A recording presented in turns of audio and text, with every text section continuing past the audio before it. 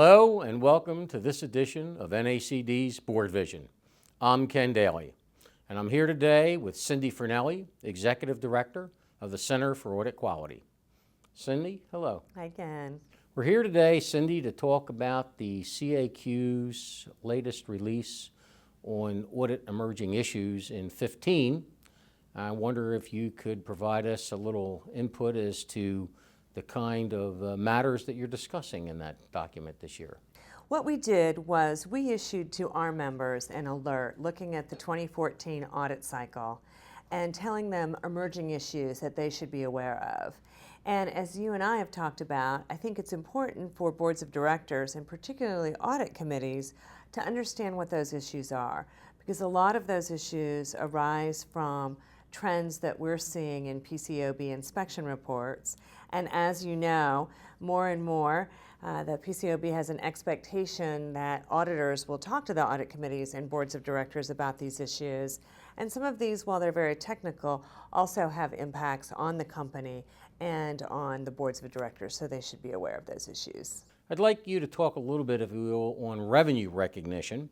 I know there's a new standard out on revenue recognition, and also going concerns. So with respect to RevRec, as people like to call it, this is one of those standards that the FASB and the ISB, the International Accounting Standards Board.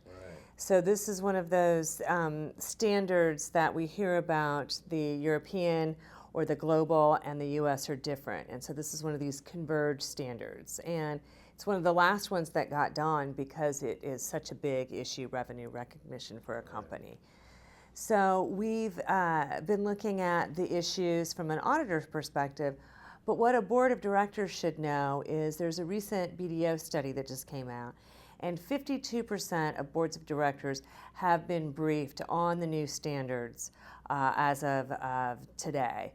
And so that means that 48% haven't been. And so given that this is a complex standard, it's important that boards understand and maybe ask their auditors and the preparers, the management, about this. It's curious to me that the standard is effective for 17, as I remember it. So why would boards be interested in the document now? Well, part of it is because one of the complexities, or some of the complexities around the switchover, is there's a change in systems, a change in policies and procedures, and there's a lot of stuff that'll go behind it that the company's going to have to do to get ready for this. And in the same study that BDO put out, only 25% of boards and management have talked about what those changes are going to be like.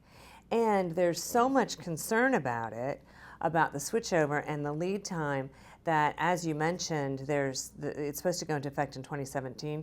There's talk of delaying it even further to give companies and boards the time to do it. So your alert is basically telling the director community that there's a lot of get ready.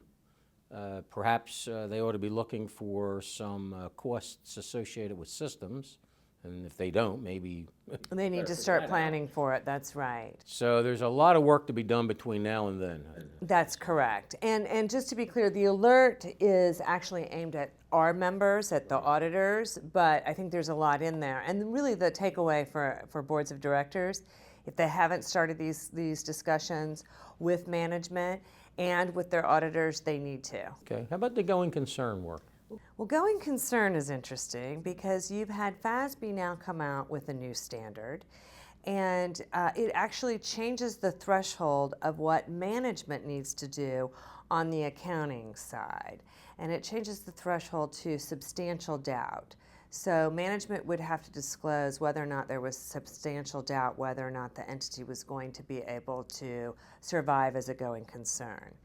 The PCAOB on the auditing side hasn't yet changed their standard, and indeed has issued guidance to the auditors saying, in effect, we don't care what FASB has done. You, the auditors who we oversee, must adhere to our standard, which hasn't changed that threshold. So now you have two different thresholds, one for management on the accounting side, one for auditors on the auditing side. So boards should be aware of that difference in thresholds. and continue to watch. So stand by, there's sure to be more from this particular area. I'm not big on predicting with crystal balls, but I'm going to predict that we will be doing a BoardVision on this very soon. I suspect you're correct.